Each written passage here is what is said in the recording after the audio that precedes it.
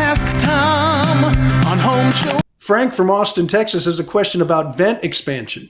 Yeah, his 1938 home, Tom, has 0 soffit and no ridge vents to go with the no soffits. All right, Frank writes, the only ventilation is a single gable vent. The home's design is such that there's only one gable. Without doing or re-roofing to add such ridge vents, what's the best way to ventilate that attic to keep moisture from collecting?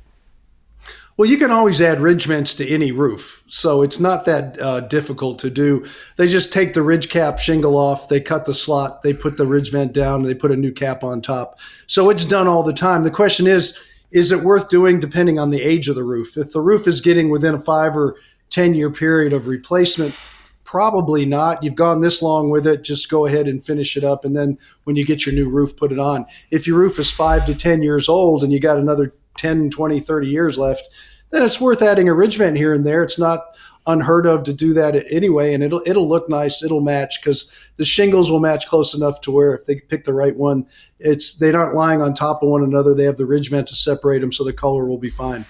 And as far as a ridge vent, there's no soffit vents. You got to have those too. So without soffit vents, a ridge vent is really more cosmetic than anything else. A little bit of air goes out. It'll come in through the gable vent and out through the ridge vent depending on how the wind's blowing.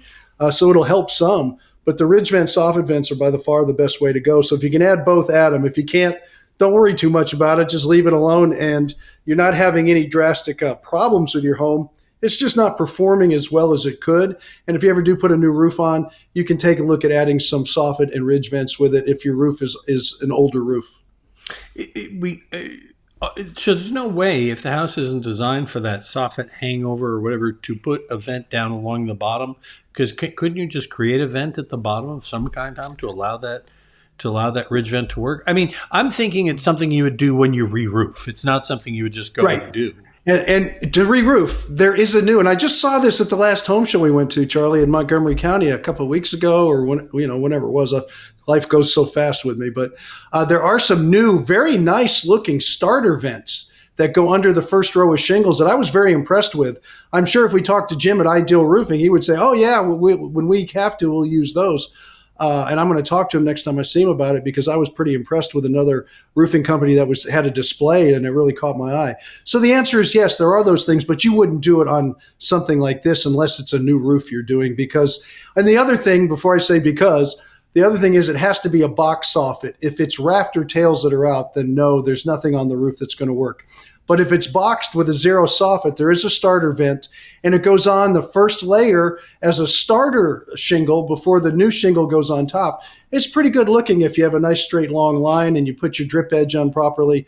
I was pretty impressed with it. So it's new, but it's there. All right. See, Tom is new to everything. Click Ask Tom, by the way. Send us a question. Tom is always learning. There's no off day for the dean of the College of Home Improvement Knowledge. He's always out there. I like that. And send us some pictures. That was good. Yes. We and then tune in Saturdays to hear him matriculate on the radio. I will do that too. All right. Catch our videos. They're on our YouTube channel, the Home Show Radio YouTube channel, of course, at HomeShowRadio.com too.